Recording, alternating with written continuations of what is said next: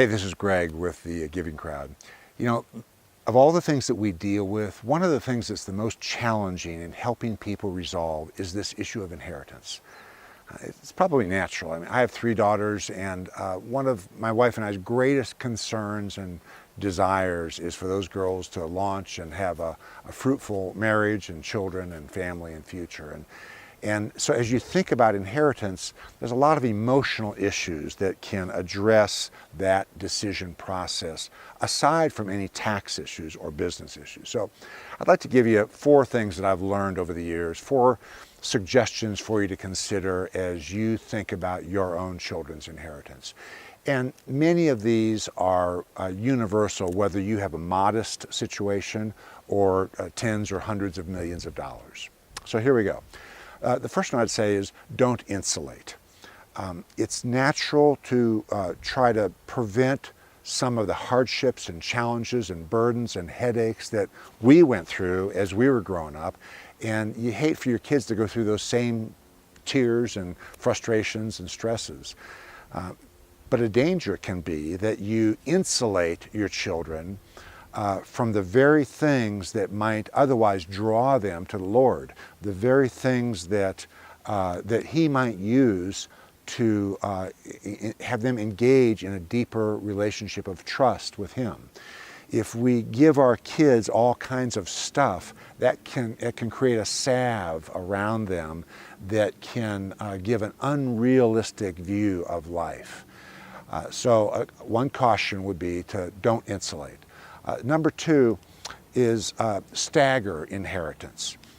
If you have three children like I do that are 10 years apart, the needs and desires of the oldest are very different from the youngest.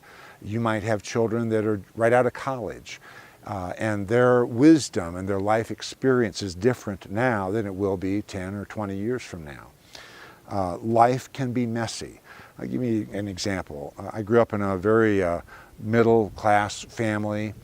My one inheritance that I received from my parents was a ring. When my dad, when he passed away, my mom gave us three sons, us three boys in the family, a ring. And it was made up of diamonds that he had in his ring. There's three small diamonds in his ring. She took his ring, took the diamonds out, and then some other jewelry that she had them all melted down and made three rings with one diamond each in each of those rings. You know, it was probably worth a few $100s, but it was my connection with my dad. I treasured that thing. Well, I was playing in a golf tournament up in Minnesota a few years ago, and I would always take that ring off when I was playing golf because it messed up my already very bad grip on my golf club. And I would always put it in my golf bag or someplace. Well, that day, when I got to my car at the end of the day, I reached in to get the ring, and it was not there. And I thought, where did that go? And I went back in the clubhouse and I looked around, I checked with the management. I called back to that club every day for several weeks and then once a week for a while. It never showed up. I'd lost it. It wasn't because I hated my dad and I took that ring and threw it in the trash or threw it in a lake. I just lost it. And it broke my heart. Well, that can happen to an inheritance.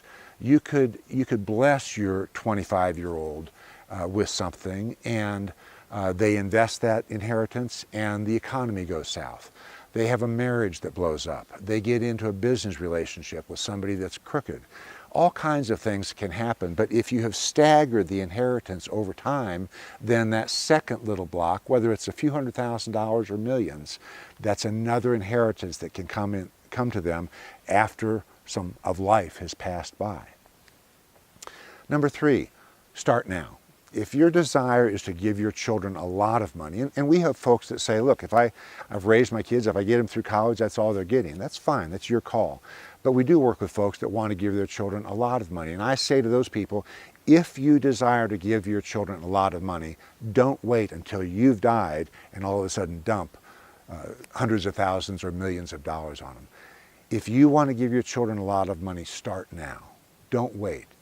Begin to give them resources while you're around to give them wisdom.